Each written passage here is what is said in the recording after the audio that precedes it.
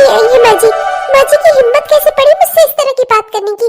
मुझे कुछ कहने की माँ जी की हिम्मत कैसे पड़ी? इतना सारा दान दहेज लेकर आई हूँ मैं, ऊपर से मेरे पति इतना ज्यादा कमाते हैं, तब पर भी माँ जी की हिम्मत कैसे पड़ी मुझे कुछ कहने की? हाँ, बीमारी में मैंने उनकी सेवा नहीं की, क्यों करूँ मैं उनकी सेवा? उनकी बीमारी लेने का शौक चढ़ा है क्या मुझे? सेवा करने के लिए लाई तो है एक लड़की अपने घर में, तो उसी से सेवा ले, तो इसमें बड़ी बात क्या हो गई? इतना सुनाया उन्होंने मुझे। अरे भाग्यवान, क्या हो गया? क्यों इतने गुस्से में लाल पीली हुई जा रही हो? क्या हुआ? क्या बात हो गई? माँ ने कुछ कह दिया तुम्हें? वैसे तो माँ तुम्हें हमेशा अपने पलकों पर ही बिठा कर रखती है, अगर कुछ बोल भी दिया हो उल्टा सीधा, जाने दो, भूल जाओ, माफ कर दो माँ को। आखिर माँ तुमसे इतना प्यार जो करती है, हो सकता है कि कभी गुस्से में उनके मुंह से कुछ निकल गया हो, जाने दो, भूल जाओ उस बात को।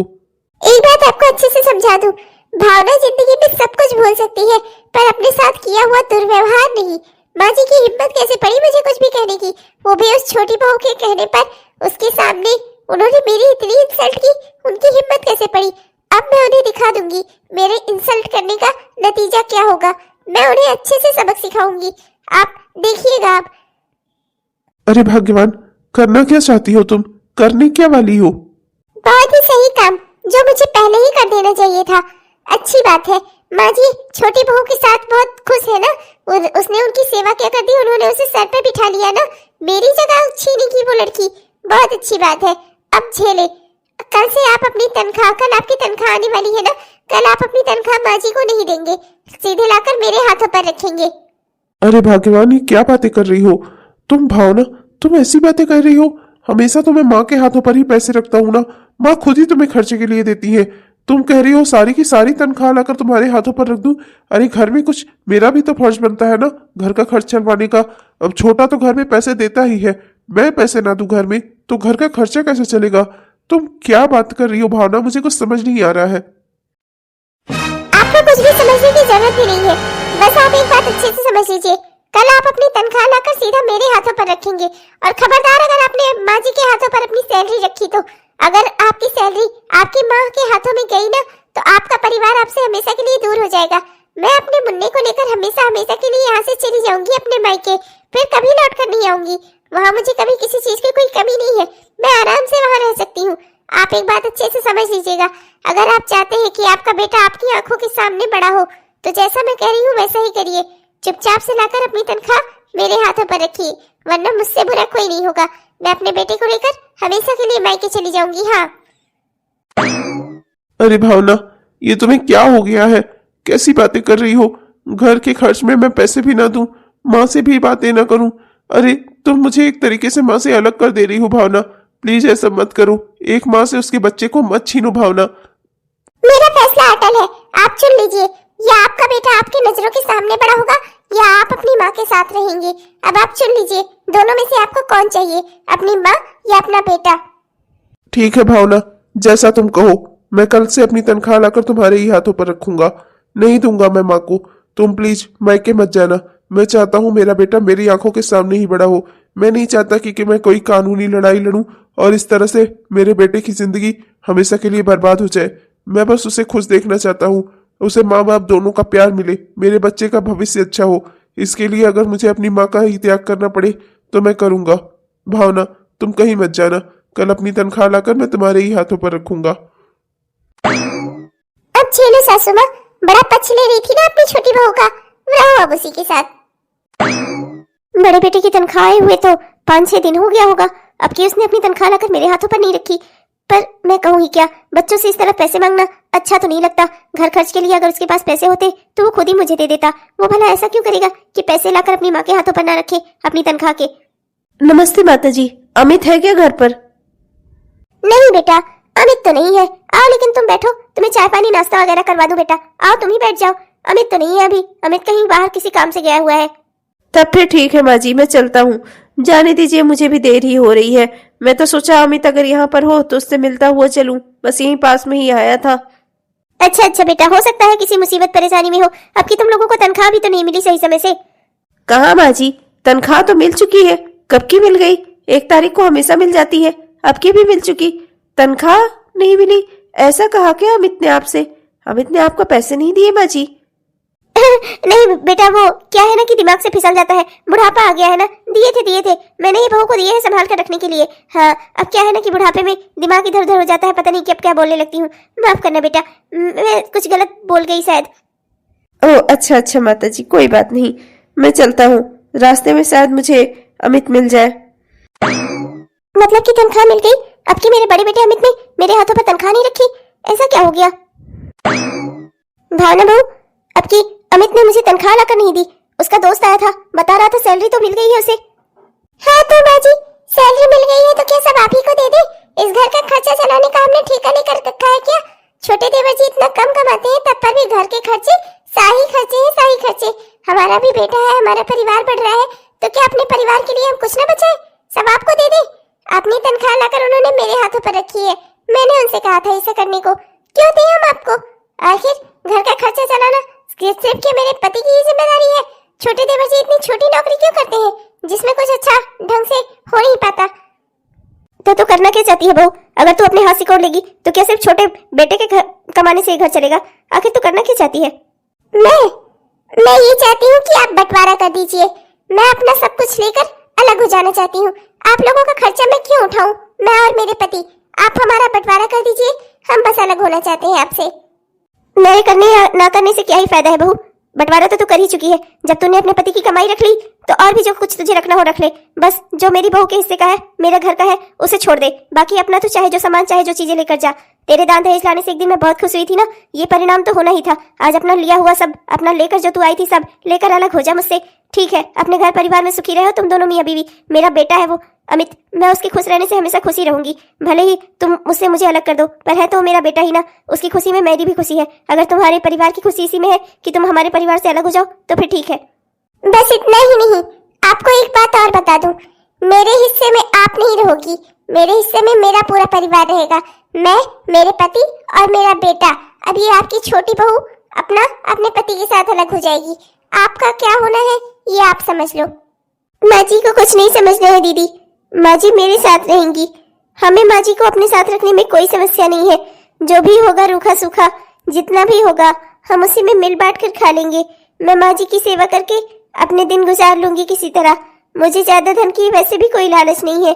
अगर हमारे पास कम है तो उसी कम में चलेगा सब कुछ, पर मैं माँ जी को इस तरह अकेले नहीं छोड़ सकती इस उम्र में। बहुत अच्छी बात है, फिर देखती हूँ भीख मांगकर तुम अपना पेट पालती हो, अपने पति का या फिर अपनी बूढ़ी सास का। बहू, मेरे पास वाकई में कुछ नहीं है बेटा। क्या करे तू मुझ बुढ़िया का बोझ अपने सर पर उठाएगी? मैं सोचती हूँ कहीं आश्रम, वृद्धाश्रम निकल जाती हूँ। कम से कम तुम दोनों पति पत्नी के सर से कुछ तो बोझा कम होगा मेरा। वैसे भी जब तक मैं इस घर में तुम्हें लेकर आई तब से मैंने तुम्हें सिर्फ कष्ट ही कष्ट दिए हैं। अब मुझे वृद्धाश्रम ही चले जाना चाहिए, वहीं शायद मेरे मन को शांति आएगी। माँ जी, क्या आप मुझे इतना बेगैरत समझती हैं? मैं रुपये पैसों के लिए अपने घर वालों को खुद से दूर कर दूंगी। माँ जी, अगर हमें एक रोटी मिलेगी ना, हम उसी के टुकड़े टुकड़े करके खाएंगे, पर मिल बांट कर खाएंगे माँ जी। हाँ, मैं जानती हूँ कि सुमित जी ज्यादा नहीं कमाते, पर ठीक है, जितना भी कमाते हैं ना, हम उसी में अपना खर्चा चलाने की कोशिश करेंगे माँ जी। पर मैं आपको कहीं नहीं जाने दूंगी, आपको हमारे साथ ही रहना है।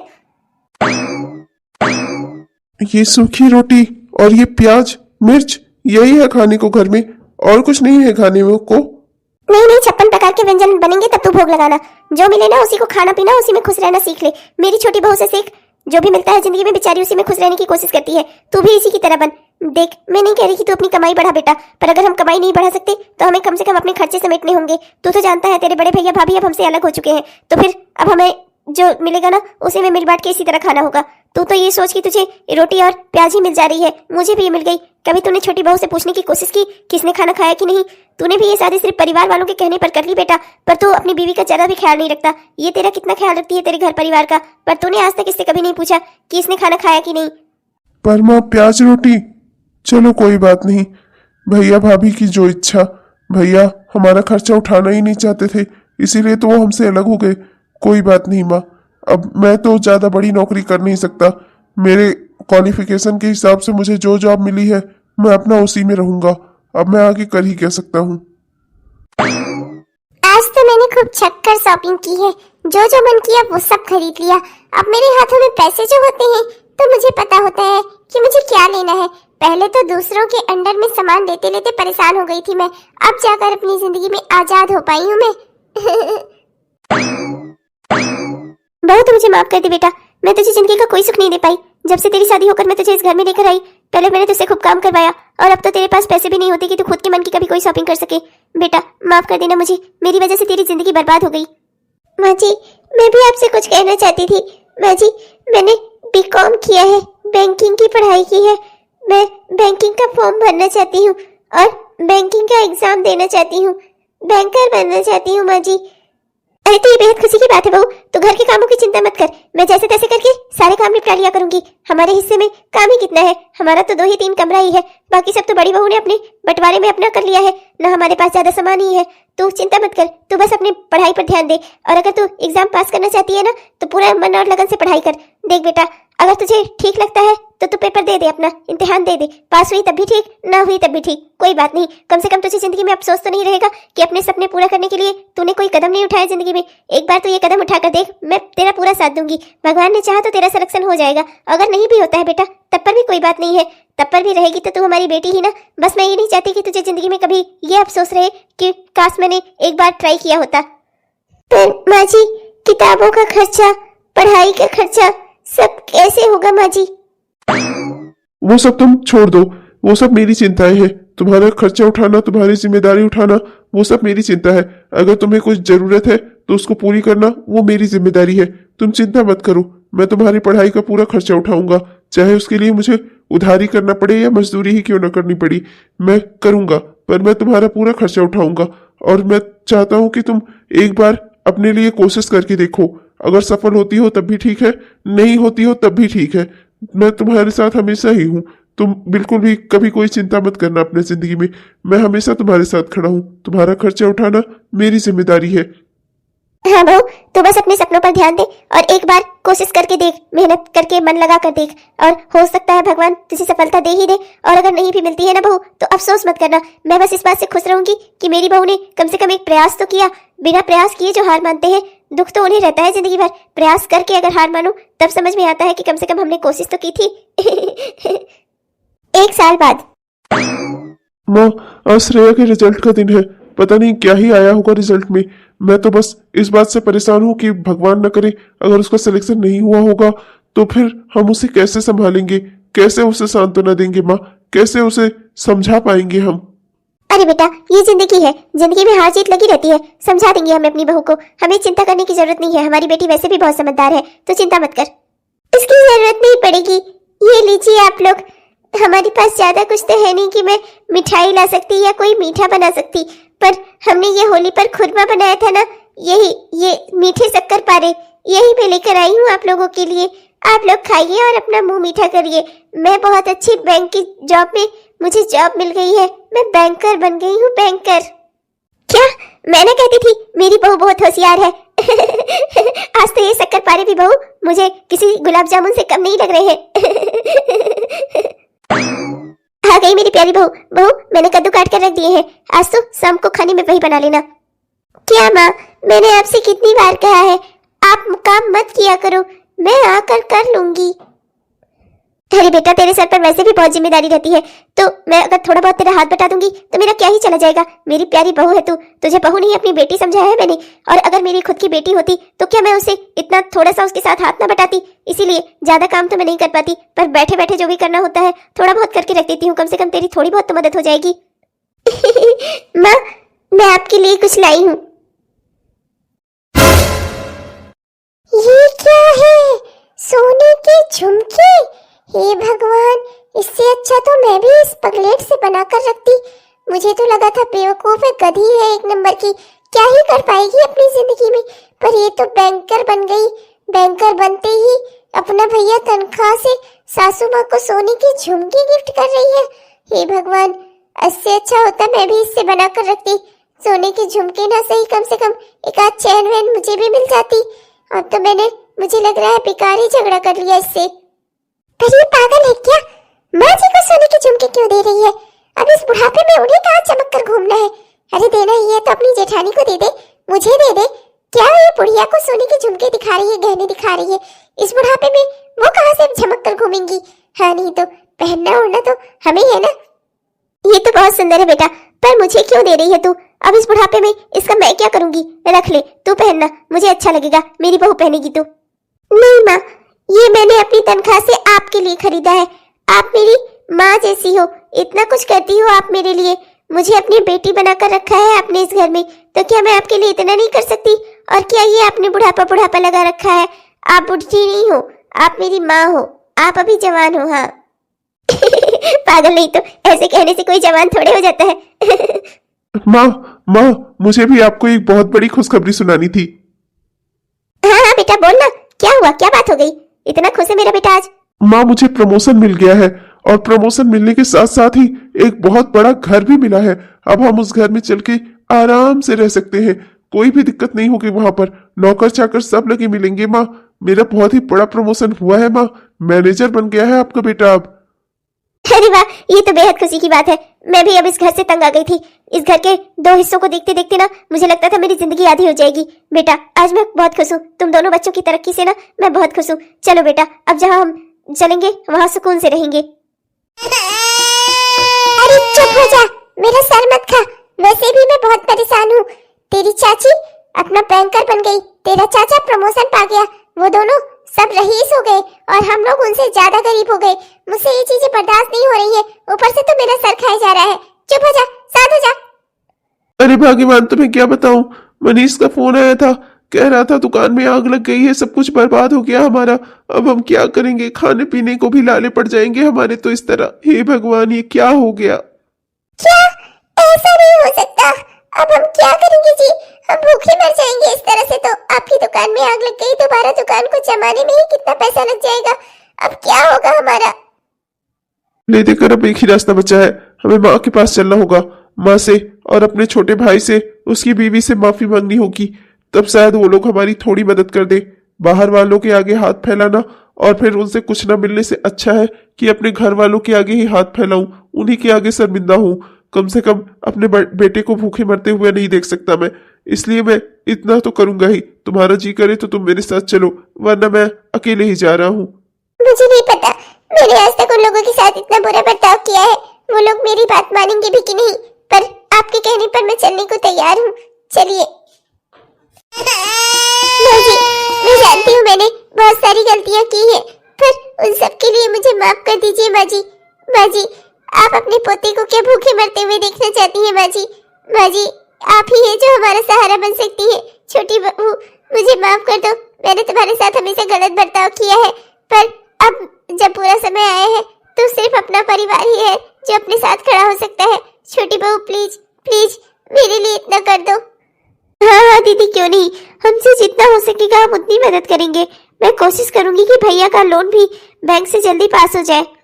मेरी एक और रिक्वेस्ट है, आप सब चलकर अपने घर में रहिए। आप लोगों के यहाँ चले आने से वो घर सूना सूना खाली खाली हो गया है। अकेले मेरा वहाँ बिल्कुल भी दिल नहीं लगता। पहले चाहे जो भी बात रही हो, अब तो मेरा यही परिवार है जो मेरी मुसीबत पड़ने पर मेरे काम आ रहा है। प्लीज आप लोग चलकर वहाँ पर रहिए। ये आपकी बड़ी बहू की गुजारिश है आप लोगों से। बड़ी बहू, मेरी छोटी बहू बहुत संस्कारी है, ये सबको अपना मानती है। तुम भी इसके जैसा बनने की कोशिश करो, तुम भी सबको अपना मानो और अब तुम इस घर में रहो और मेरी छोटी बहू की देखभाल करो। बहुत जल्दी ही ये भी मां बनने वाली है। तुम्हारे बच्चे को खेलने के लिए एक छोटा भाई भी मिल जाएगा या बहन मिल जाएगी, तो तुम भी यहाँ रहो और मेरी छोटी बहू की देखभाल करो। वैसे भी इसके पास इतने सारे काम होते हैं, मैं इसकी देखभाल कर नहीं पाती। तुम यहाँ पर रहोगी तो मुझे सहारा रहेगा। क्या? ये तो बेहद खुशी की बात है। मैं बेहद खुश हूँ, हमारा परिवार बढ़ने वाला है। बहुत अच्छी बात है, मैं बेहद खुश हूँ छोटी बहू तुम्हारे लिए। हाँ दीदी, आप और भैया बिल्कुल भी चिंता मत करिए। हमसे जितना हो सकेगा ना हम आपकी दुकान उतनी जल्दी खड़ी कर देंगे। पर रहना आपको यही है, यही आपका घर परिवार है, यही हमारा घर है जहाँ हम एक दूसरे के साथ मिलजुल कर रहेंगे, एक दूसरे का सहयोग करेंगे। अरे नहीं नहीं मैडम, आप लोगों ने इतनी अच्छी शॉपिंग की, इतनी ढेर सारी शॉपिंग की, आप लोग अपना शॉपिंग बैग उठाकर खुद ले जाएंगी? इतनी महंगी महंगी साड़ियां खरीदी है आपने, बहुत ही गुड चॉइस है आप लोगों की, बहुत ही उम्दा किस्म की पसंद है आप लोगों की। बस अभी आपका बैग उठवाने के लिए मैं किसी को भेजे देता हूँ। अर्चना, ओ अर्चना। अरे नहीं भैया, उसकी कोई जरूरत नहीं है, हम अपना बैग उठा लेंगे खुद से। जी सर, आई। अरे भाभी, आप यहाँ साड़ी की शॉप पे जॉब कर रही हो आप? क्यों भाभी, क्या हुआ, क्या बात हो गई भाभी? सब ठीक तो है? अरे ननन जी, मैं आपसे क्या ही कहूँ, सब कुछ खराब हो चुका है। आपके भैया का एक्सीडेंट हो गया है। 2 महीने से बिस्तर पर पड़े हैं, वो कमाने नहीं जा पाए। घर में बहुत किल्लत हो गई थी। बड़ी दीदी से मैंने मदद मांगने की कोशिश की, सुधा दीदी से, पर उन्होंने तो हमसे बातचीत करना ही बंद कर दिया। आपके साथ तो कभी कोई अच्छा बर्ताव किया नहीं था जो आपसे कुछ मांग सकती, इसीलिए खुद ही नौकरी करने निकल पड़ी। बहुत मुश्किल से ये भैया के दुकान पर काम मिला है मुझे। और माँ कैसी है भाभी? माँ जी हमारे साथ है, पर क्या ही करें, कभी कभी तो हमें खाने तक के लिए पैसे नहीं होते, तो हम उस दिन पानी पीकर ही सो जाते हैं। क्या ही कहूँ तुमसे श्रेया बच्ची, आज अपने किए पर बहुत पछताती हूँ। काश तुम्हारे साथ भी अच्छा व्यवहार किया होता, तो कम से कम दुख में तुम हमारे साथ तो खड़ी होती। भले ही हमारी कोई मदद न करती, कम से कम सुधा दीदी की तरह हमसे मुंह तो न फेरती। भाभी, इतना कुछ हो गया, आप लोगों ने मुझे बताया नहीं। परायापन तो मुझे अब महसूस हो रहा है। उस घर से विदा होकर चली आई तो क्या मेरा रिश्ता नाता खत्म हो गया वहां से? आप लोगों ने मुझे कुछ भी नहीं बताया। मेरे भैया की एक्सीडेंट हुआ है, मैं उन्हें देखना चाहती हूँ भाभी। मैं घर चल सकती हूँ क्या? अरे ये तुम क्या बोल रही हो श्रेया बच्ची, तुम्हारा ही घर है, बिल्कुल चलो। हाँ बहू चलो, हम सब भी चलते हैं तेरे साथ। भैया, क्या मैं इतनी पराई हो गई कि आपने मुझे इतना कुछ हो गया बताना जरूरी नहीं समझा? भैया, क्या मैं आपकी कुछ नहीं लगती? ऐसा मत बोल रहन, मुझे पता चला कि तू बैंकर बन गई है। यकीन मान, मुझसे ज्यादा खुश कोई नहीं हो सकता। इस घर में रहकर तो तेरे सपने पूरे नहीं हुए, कम से कम तेरे ससुराल वालों ने तुझे मौका तो दिया कि तू अपने सपने पूरे कर पाई। हाँ बेटा श्रेया, माफ कर दे अपनी माँ को। मैंने जिंदगी भर तेरे साथ भेदभाव किया, और जिस बेटी को मैंने अपना मानकर जिसे सब कुछ दिया, उसने मुसीबत पड़ने पर हमारा हाथ छोड़ दिया। बेटी, माफ कर दे अपनी माँ को, मुझसे बहुत बड़ी गलती हुई। जिंदगी भर में यही सोचती रही कि तू ज्यादा सुंदर है, तो तुझे घमंड है अपनी सुंदरता पर। मैंने कभी तेरे अंदर की अच्छाई को देखा ही नहीं। तेरी बाहरी सुंदरता से ही मैं जलन खाती रही। माफ कर दे मुझे बेटी। माँ, भैया, भाभी, आप लोगों को मुझसे माफी मांगने की कोई जरूरत नहीं है। आप लोग ऐसा क्यों बोल रहे हैं? आप लोग तो मेरे अपने हैं। नहीं नहीं, हमने गलती की है। श्रेया बच्ची, मुझे माफ कर दो। सुधा दीदी को अपनी ननद नहीं बहन बनाकर रखा था मैंने, पर जब मुसीबत आई ना, सबसे पहले उन्होंने ही हमारा हाथ छोड़ा।